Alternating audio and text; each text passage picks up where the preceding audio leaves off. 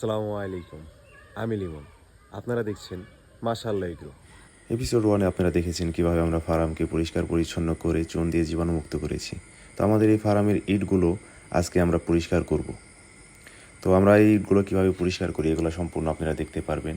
মূলত আমরা এই ফার্মের ইটগুলো পরিষ্কার করার জন্য সাদা পানি আর একটি ছোবা ব্যবহার করেছি, যেটা আমাদের গ্রাম বাংলা ভাষায় ছোবা হিসেবে চেনে সবাই। তো আপনাদের ওখানে কি বলে অবশ্যই কমেন্ট করে জানাবেন। আর এগুলো দিয়ে আমরা আমার ইট এমনি নর্মালি আপনার পরিষ্কারই ছিল, কারণ এগুলো এখনও ব্যবহৃত হয়নি।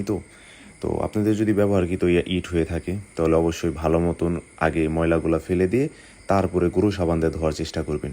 এতে জীবাণুমুক্ত থাকা জীবাণু থেকে সেফ থাকবে না। আমার যেহেতু আগে থেকে পরিষ্কার, তাই আমি শুধুমাত্র সাদা পানি আর সোবা দিয়ে সেরে জাস্ট কোনোরকমভাবে ধুয়ে নিতেছি। তো আপনারটা ময়লা থাকলে আপনি অবশ্যই ভালো মতন ধুয়ে নেবেন। আর হয়তো অনেকেই ভাবতেছেন যে এই ইটগুলো দিয়ে ফার্মে কী কাজ।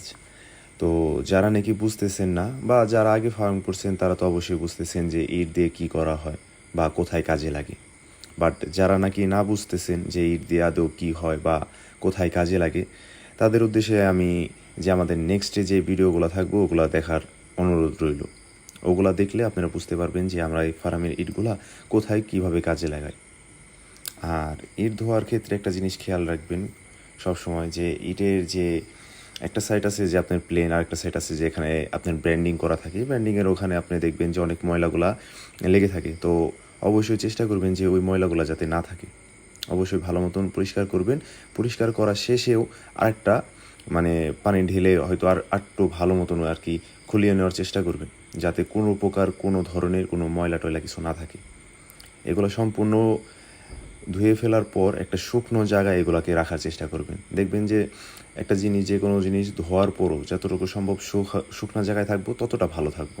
তো অবশ্যই একটা শুকনো জায়গায় ফার্মের ভিতরে যে কোনো একটা কোণায় যেভাবে আমরা রাখতেছি এরকমভাবে রাখেন, বা আপনার যেরকম ভালো মনে হয় ওরকমভাবে আপনি একটা শুকনো জায়গায় সুন্দর মতন রেখে দিবেন। যত শুকনো থাকবে তত জীবাণুমুক্ত থাকবে, কারণ আপনার ধোয়ার থেকে বেটারে ভেজা জিনিসের ভিতরে জীবাণু বেশি থাকে। তো শুকনো জিনিস রাখতে পারলে আপনার ফার্মের জন্য ভালো হবে। আমি যেভাবে করছি হয়তো সবাই এরকমভাবে করে না, বাট যদি এরকমভাবে করেন অবশ্যই ভালো হবে। আর এর থেকেও যদি আপনাদের কাছে এর থেকে ভালো কোনো রিকমেন্ড থাকে অবশ্যই আমাকে জানাবেন, আর আপনারাও ট্রাই করবেন। ধন্যবাদ। তো আলহামদুলিল্লাহ, আমাদের ফার্মের ইট ধোয়ার কাজটা অবশেষে শেষ হয়ে গেল। তো নেক্সট ভিডিও পেতে আমাদের ফেসবুক পেজকে ফলো করে ইউটিউব চ্যানেলকে সাবস্ক্রাইব করে আমাদের পাশেই থাকবেন। আপাতত আল্লাহ হাফিজ।